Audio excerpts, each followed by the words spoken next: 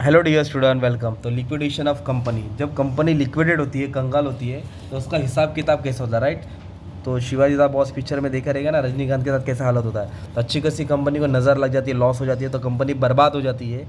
तो फिर इस तरह की कंपनी बंद करना पड़ता है। तो उसका ट्रीटमेंट के लिए क्या अकाउंट खोलना पड़ता है अपने को? Liquidator statement account. क्या खोलना पड़ेगा? Liquidator statement. तो इसका ये कंडीशन दिया है। तो ये स्टेटमेंट बनाने का, रिसीव मतलब आ रहा है, पेमेंट मतलब जा रहा है, आवन जावन कितना पैसा आया। तो पैसा कहाँ से आएगा भाई? आसमान से नहीं आएगा। एसेट्स बेचेंगे, जो कंपनी का एसेट था उसको बेचा जाएगा, लिक्विडेट करेंगे, रियलाइज करेंगे, एसेट बेच के पैसा आएगा। और फिर जो एसेट बेच के आया तो सबको उड़ाना नहीं है, सबको कर्जा देना है ना यार। तो ये कहा, ये नाम क्यों लिखा एडवांस में तुमको समझा दूंगा, राइट। तो अच्छे से एकदम बेसिक से हम स्टार्ट करते हैं। तो आओ इसकी कुंडली पढ़ते हैं। तो टीएम का नाम की कंपनी थी, अब नहीं है वो।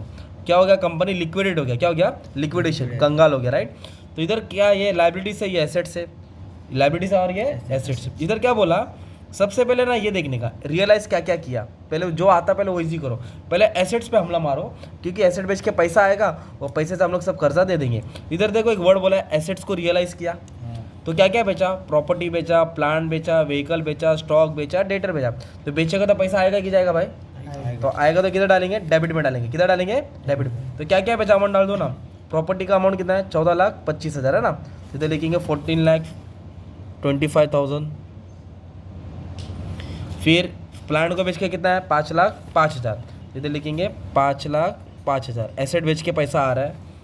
फिर मोटर व्हीकल बेच के कितना आया? 1,18,000। तो इधर लिखेंगे 1,18,000, मतलब एसेट बेच के पैसा आ रहा है। फिर स्टॉक बेच के कितना है? 3,00,000। तो स्टॉक बेच के कितना है? 3,00,000, ओके। एसेट बेच के पैसा आ रहा है। फिर डेटर्स कितना है? 1,20,000। डेटर से कितना पैसा वसूल किया? 1,20,000। ये भी पैसा आ रहा है। तो ये एसेट्स का नाम दिया था, हमने लिख दिया, सिंपल। अब डायरेक्ट इधर आने का, एसेट में देखने का, कैश बैलेंस दिया है क्या? कैश बैलेंस तो कैश नहीं दिया। कैश अगर दिया रहेगा तो उठा के लिख देंगे ना। तो नहीं दिया तो मैंने क्या किया? डैश मार दिया। तो इसका टोटल कितना डाल दूंगा? बाहर डाल दूंगा। तो 24,68,000 ये टोटल अमाउंट हमने रियलाइज़ किया, पैसा वसूल किया, राइट। और इधर कुछ ऐसा नहीं बोला कि एसेट से हमने कुछ लाइबिलिटी या लोन सेटल किया है, तो फिर इसमें नहीं दिया है, वो नेक्स्ट वाले सब में दिया है। तो नेक्स्ट वाले वीडियो में मिल जाएगा। सरप्लस एक्स आता है ना, डेफिसिट। तो फिलहाल नहीं दिया तो छोड़ दो। तो इतना तो बेच के पैसा आया, पर ये पैसा लेके अभी अपने को कर्जा देना है ना, अपने को लाइबिलिटीज क्या करना है? सेटल करना है। इतना तो पैसा आ गया, ये लॉस को नहीं ले, ये इधर का प्रॉफिट एंड लॉस मतलब लॉस होता है, क्या होता है? उसको नहीं लेना है अपने को, उसको लॉस को कंसिडर नहीं करना है, ठीक है। अब क्या करना है? कितने लोग लाइन में खड़े घर के बाहर कर्जा लेने के लिए? तो इधर प्रेफरेंस डिविडेंड देना है 2 साल का। कि 2 साल का क्या देना है? डिविडेंड। कर्जे की लिस्ट तैयार कर रहे हैं company. Article provided that on liquidation out of surplus asset, मतलब जो भी एसेट बचेगा, remaining payment of liquidation cost, liability सब ले देने के बाद प्रेफरेंस शेयर का डिविडेंड दिया और प्रीमियम भी दिया। डिविडेंड दिया और तो प्रेफरेंस शेयर को लास्ट में सेटल करेंगे। एसेट बेच के तो पैसा है, तो अभी क्रेडिटर्स को पे किया, डिस्काउंट कितना डिस्काउंट दिया? 5%। मतलब उसको भी मांडोली करके बोला भाई ले ले, 5% कम दिया। डिबेंचर होल्डर को पे किया, कब पे किया? 30/6 बोले तो जून, 6 बोले तो जून होता है। और बिजनेस का, और बिजनेस लिक्विडेशन का भी चालू होता 31 मार्च को, और पेमेंट किया जून, मतलब 3 महीना लेट पेमेंट किया। तो लेट पेमेंट का इंटरेस्ट होता है। और जो लिक्विडेटर है उसको रेम्यूनरेशन दिया, क्या दिया? कितना परसेंट? 2%। मतलब जो बंदा है उसको सैलरी दिया, कमीशन दिया। और लिक्विडेशन एक्सपेंस कितना हुआ? 7,640। तभी कैसे लाइबिलिटी सेटल करेंगे, आ जाओ। तो सबसे पहले अपन क्या करेंगे मालूम है? थोड़ा सेटअप सही कर दूँ, आ जाओ। तो सबसे पहले अपन लिक्विडेटर को कमीशन देंगे। किसको देंगे? तो लिक्विडेटर को कमीशन किस पे देंगे? On asset realise. On asset realise, जो एसेट बेच के पैसा आया उसको लेने का, कैश को नहीं लेने का। तो ये दिख रहा है, पाँचों का टोटल लेंगे हम लोग। पाँचों अमाउंट का क्या लेंगे? टोटल। तो पाँचों का टोटल कितना आ रहा है तुम्हारा मालूम है क्या? 24,68,000। ये हो गया एसेट रियलाइज। उसके ऊपर उसको 2% कमीशन मिलेंगे। इधर देखो दिया भी है, लिक्विडेटर को रेम्यूनरेशन मिलेगा 2% ऑफ द एसेट रियलाइज। कितना परसेंट? 2। तो इसके ऊपर कितना परसेंट निकालेंगे? 2%। कितना है?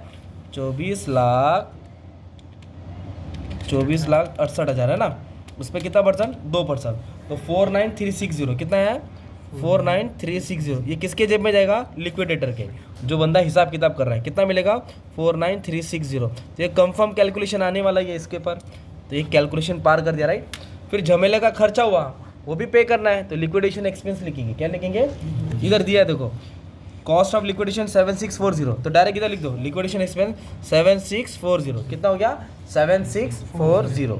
ये भी एकदम ही सिंपल, मतलब जो पैसा आया था वो एक एक करके दे रहे, तो जैसे लिक्विडेटर का हिसाब खत्म होना फिर डिबेंचर्स के पास जाने का। डिबेंचर कौन है? क्रेडिटर, जो बाहर का कर्जदार होता है जिसने कंपनी को कर्जा दिया था।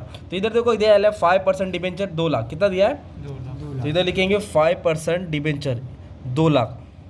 यहाँ लिखने का मतलब 2 लाख ये लाइबिलिटीज था, 2 लाख था, 2 लाख दे दिया था, इधर लिखने का मतलब दे दिया। फिर देखो इधर इंटरेस्ट भी दिया, कितना दिया है? 5,000। 5,000 इंटरेस्ट कर्जा था, डिबेंचर इंटरेस्ट 5,000 दे दिया, सिंपल। तो मैं इधर अलग से फिर से डिबेंचर इंटरेस्ट आउटस्टैंडिंग लिखा, क्यों? क्योंकि जो डिबेंचर्स लिक्विडेशन शुरू हुआ 31 मार्च को, पर हमने डिबेंचर्स को सेटल कभी किया? 30 जून को। कभी सेटल किया? 30 जून। मतलब 31 मार्च को पेमेंट करने का था, मतलब घर खाली करने का था 31 मार्च को, अपन ने 30 जून को घर खाली किया, तो फिर 3 महीने का भाड़ा लेगा ना वो, मतलब 3 महीने का इंटरेस्ट आ रहा है, अप्रैल मई जून, कितने महीने का इंटरेस्ट? तो अमाउंट कितना था? 2 लाख, परसेंटेज 5%। तो इसको कैलकुलेशन करेंगे, डिबेंचर पे क्या निकालेंगे? इंटरेस्ट 5 लाख, तो 2 लाख अमाउंट था, कितना अमाउंट था? 2 लाख। रेट ऑफ इंटरेस्ट कितना था? 5%, 5% मतलब 5/100, और कितना महीना लेट हुआ? 3 महीना, तो 3/12, कितना आएगा? 3/12। 2 लाख पे 5% इंटू 3 डिवाइड बाई 12, तो कितना इंटरेस्ट आया? 2,500 आया। कितना इंटरेस्ट आया? ये आउटस्टैंडिंग इंटरेस्ट है। इधर लिखेंगे पेमेंट में डिबेंचर इंटरेस्ट, कितना इंटरेस्ट है? 2,500, सिंपल। अगर डिले 6 महीना होता तो 6 महीना था, कितना था? 6 महीना था, सो सिंपल। अब इधर क्या दिया है? डिबेंचर्स के बाद ओवरड्राफ्ट देना है 1,16,000, कितना देना है?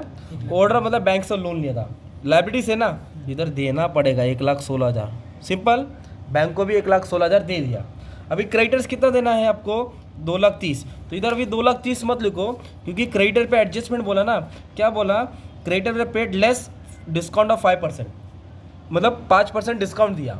मतलब क्रेडिटर को मान लो 100 रुपये देने का था, तो 5% कम दिया, मतलब 95% दिया। कितना दिया? 95। तो क्रेडिटर्स का अमाउंट कितना था? 2,30,000, कितना था? 2,30,000। डिस्काउंट मतलब क्या हो गया?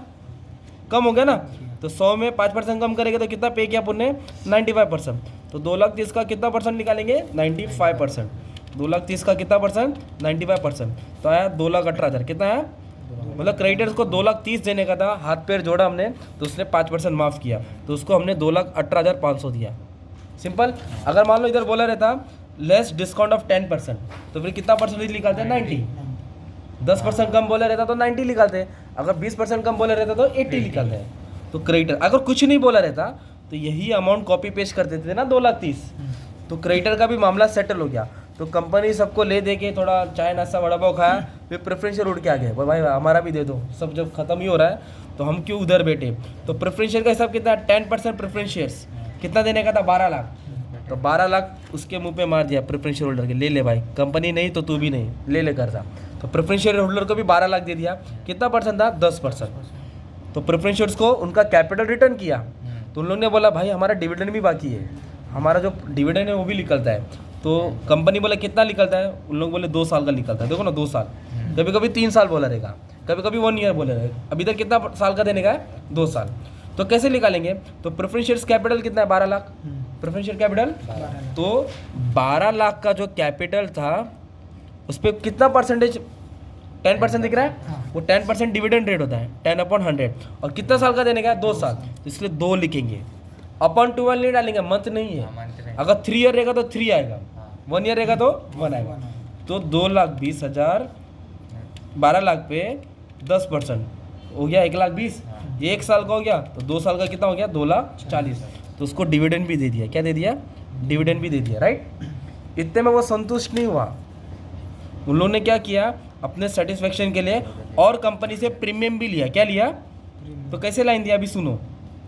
Company article provide that on liquidation out of the surplus asset remaining after payment of liquidation cost देने के बाद, लायबिलिटी देने के बाद, प्रेफरेंस शेयर का कैपिटल देने के बाद, डिविडेंड देने के बाद, ऐसा बोला है, डिविडेंड देने के बाद second to preference holder with premium. क्या दिया लोगों? प्रीमियम। कितना? 10 पर शेयर, 10 पर शेयर। तो उनके पास शेयर्स कितना है? नहीं दिया था। अच्छा, अमाउंट कितना? 12 लाख। और एक शेयर कितने का है? 100।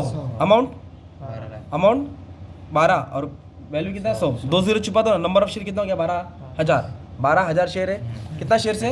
12,000 शेयर से। कितना शेयर से? 12,000। इधर में प्रीमियम लिखा था, राइट। तो प्रीमियम दे रहे, क्या दे रहे हम लोग? Premium to preference holder. किसको दे रहे? तो कितने शेयर से उनके पास? 12,000। और एक शेयर कितना? एक शेयर पे कितना प्रीमियम दिया? 10। इधर दिया है 10 पर शेयर प्रीमियम है ना। तो कंपनी ने उन लोग को 1,20,000 प्रीमियम दिया। कितना दिया? 1,20,000। तो प्रीमियम दिया तो क्या हो गया? पेमेंट हो गया। पेमेंट बोले तो कैसे लिखेंगे? प्रीमियम ऑन रिडेम्पशन क्या डालेंगे? 1,20,000 है ना। मतलब कितना शेयर था? 12,000 शेयर था और एक शेयर कितने का था? 10 का था। तो कंपनी के पास 24,60,000 आया था, सॉरी 24,68,000 आया था। तो 24,68,000 में से कंपनी ने सबको खुश किया। किसको? लिक्विडेटर का कमीशन भी दिया। ओके, लिक्विडेटर को क्या दिया? कमीशन, लिक्विडेशन एक्सपेंस भी दिया, डिबेंचर का भी सेटलमेंट किया, क्रेडिटर को 5% कम देके उसका भी सेटल किया, ओवरड्राफ्ट भी दिया, प्रेफरेंस शेयर होल्डर का भी किस्सा खत्म किया। तो ये 24 लाख में से टोटल पूरे माइनस करेंगे। ये टोटल से टोटल क्या करेंगे? माइनस। तो क्या हो गया? डेबिट ज़्यादा आया। क्या ज़्यादा आया? तो मतलब पैसा बच रहा है। पैसा क्या हो रहा है? बच रहा है। वो बचा पैसा किसको मिलेगा? इक्विटी शेयरहोल्डर्स को। किसको मिलेगा? इधर लिखेंगे रिटर्न टू इक्विटी शेयरहोल्डर। क्या लिखेंगे? तो 3,09,000 बचा। कितना बचा? 3,09,000। अगर इधर आता ना बैलेंस, मतलब पेमेंट ज़्यादा होता तो शॉर्टेज होता, उनको देना पड़ता। ये इतना पैसा बचा है, अब इन लोग कुछ भी करे, पार्टी करे, लेन देन करे, लेके गाँव भागे, फिर ये बड़ा आता था, ये बढ़ाएगा तो इधर डाल देगा ना। उनको पेमेंट करना है, इनको मिलेगा। हाँ देख ना, रिसिप्ट ज़्यादा है ना, हाँ एसेट ज़्यादा मतलब पैसा है, पेमेंट ज़्यादा तो उनको शॉर्टेज पड़ता, केस होता, फाइल होता, हाथ पैर जोड़ते, कुछ भी करते। इस तरह लिक्विडेशन का सम सॉल्व करने का था। क्या करने का था? सम सॉल्व करने का था। ठीक है, एकदम प्यार मोहब्बत में करा दिया हो, और भी सम हार्ड वाला करा दिया हो। अच्छे से पढ़ लो, कर लो। All the best for your exam. Thank you very much.